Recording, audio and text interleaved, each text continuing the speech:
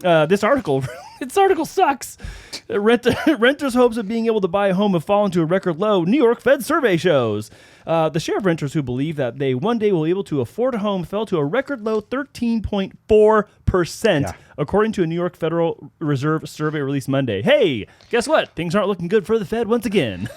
Yeah. Now, one of the things that stuck out for me from this was renters don't really know anything about the purchasing process. So I think that's the biggest thing that they lack is understanding the process. Like meeting with a few buyers this week, first-time buyers, they're completely lost about, what anything is besides, your regular escrow, down payment, closing cost terminology. But once you get into the actual terms, people are lost. Like I was talking to some buyers, they're like, what does this document even mean? And I'm thoroughly reading it for them. They're like, you do this for a living? He's like, how can I? Hold on. Wait, can I pause for a second? Yeah. Why are you saying that that's what's dashing their hopes, that their lack of understanding or proximity to the process? Because of the fact that you can prepare yourself, and if you have the right adequate information, you could take the right steps, maybe not be ready right now. I'm asking you because I'm basically testing your theory that if I know how escrow works, and then I'm going to be more likely to want to buy a home? No, you'd be more strategic to be able to understand the market and how to maneuver yourself. Okay, got it. All right. I just want to make sure you can convey your point properly, because it sounds like you're saying, oh, well, your lack of understanding of how a process goes is why you don't want to buy a house. But just like anything, whatever you're scared of, whatever you don't know you're scared of. So it's like, oh, I don't know how to start the process. It might be complicated. Maybe shouldn't even start. And they say it's already super expensive, hard to get into it. Maybe I shouldn't even try. God, what did I say? Comfort kills. Yeah. Ooh, man, the comfort kills. That does. So the share of renters as of February who possess hopes of residential mobility or the belief from renters that they one day will be able to afford a home fell to 13.4% in the central bank's annual housing survey from 2024. One thing, it is a survey. Another thing, even if you added 10% to that, it's still 23%.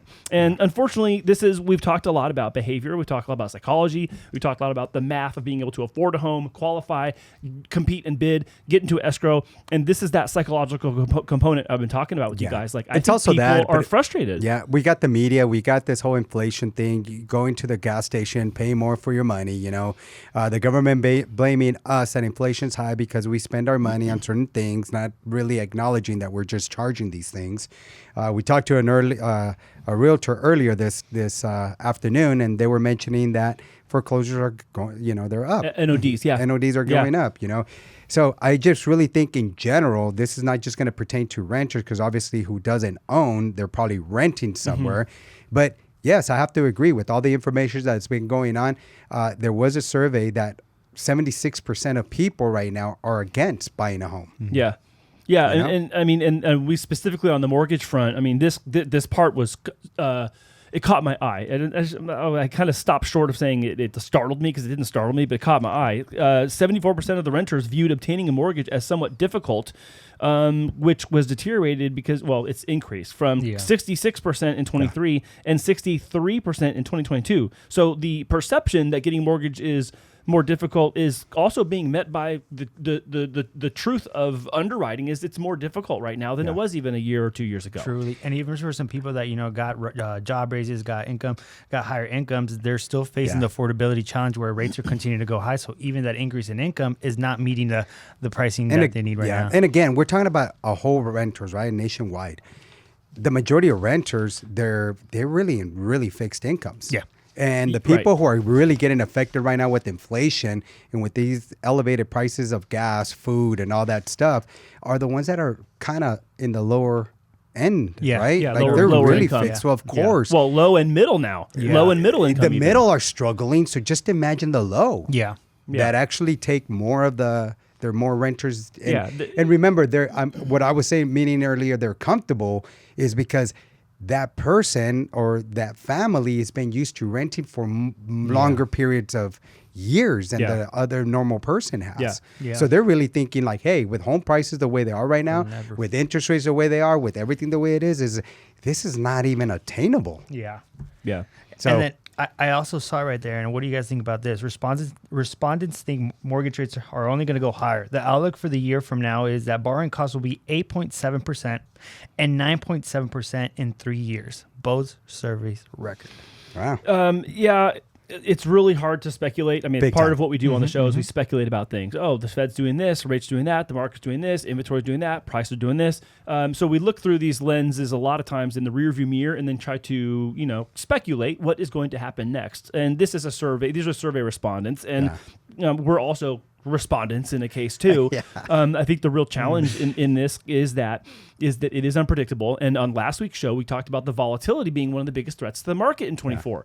And it's spring buying season. Oh, summer's coming up. This is when we see more inventory, we see more listings, we see more buyers, we see properties trading hands. But the big but was volatility of cost of borrowing money is going to be the outlier in what makes this spring and this summer like normal or not like normal. And I think that's what we're seeing here too. Let me be a respondent to this. I disagree with that.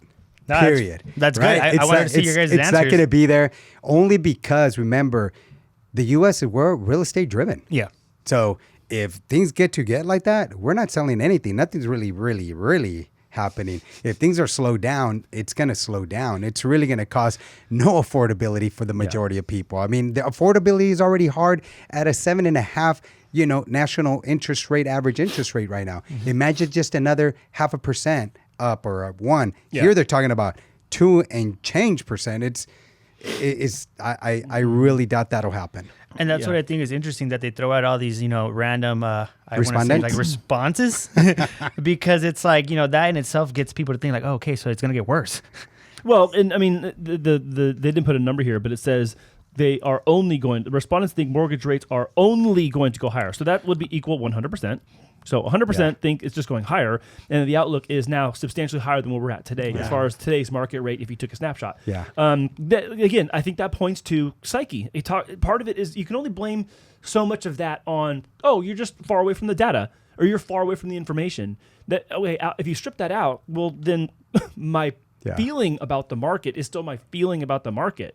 And there's the part you can argue, I can't qualify because on paper I can't qualify. And there's now my hopes are dashed because I can't qualify. And then now I'm answering this survey. Yeah, and you saying with the hopes with that, Andy, that's the thing that when I read this article, it really impacted me personally, because me being a renter and being raised with a single mom, seeing this kind of makes me kind of sucks for these people that have no hope of them being able to have home ownership, because I know a lot of them, just like me, I didn't realize the difference between living in an apartment and having a home.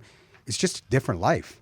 100%. So it kind of bugs me that this is happening personally, because I already know the fun and all that, especially if you're a family, you have little ones. Having that backyard and having all that stuff is a lot of fun. Well, let's wrap this part then by saying how do we fix this? How do we fix this? Number one, we have to help show and help people and teach people how they can maybe increase their money. Number one, fix our credit. Number two, they can decrease their debt. Number three, they can have side hustles. Number four, they can look in areas that are outside of their current, just a little bit outside the margin, and then look for a place that may be a little bit more affordable. There's just a way to get started. So there's a lot of ways to at least have this conversation with us, or if you're not in this area, have the conversation with people in your area about what is your aspirations are in real estate and mortgage, and then start having those conversations. Share the dream. Find someone who's willing to get behind your dream and give you the information you need to help get on that path. Look, I'm just like this. For a whole minute, Andy, so true what you're saying. And I'm nodding my head. Yes, I agree with you 100% with all of that. It's what you have to do. It's have just that what you have budget, to make do. that sacrifice. Absolutely. And that's what I was saying, because it's like all this negativity, but where's the solutions? But then again, you provide the solutions, and you realize that there's only a certain amount of people that are going to apply them. And then it goes back to what you said, comfort kills. And unfortunately, by default, people get comfortable and they're like, not for me, it's too late. And unfortunately, your family or the people that depend on you are the ones that end up losing I think in the long run. I think I'm gonna have a nodding here. Just you guys are this. It's great. It's so true. Hey, next week we're gonna put a bobblehead at the end of the table. Yeah. No, it's so true. Great advice. Yeah, find the root of the problem and then kind of go from there. And everything in life that we do has a sacrifice. So just sacrifice right here. Create that budget, save some money, and then have a how can I say is have a bullseye, right? Attack. And then that way, if you plan now, you'll hit that bullseye. Right? But with no planning, you ain't gonna hit nothing. No. I know. So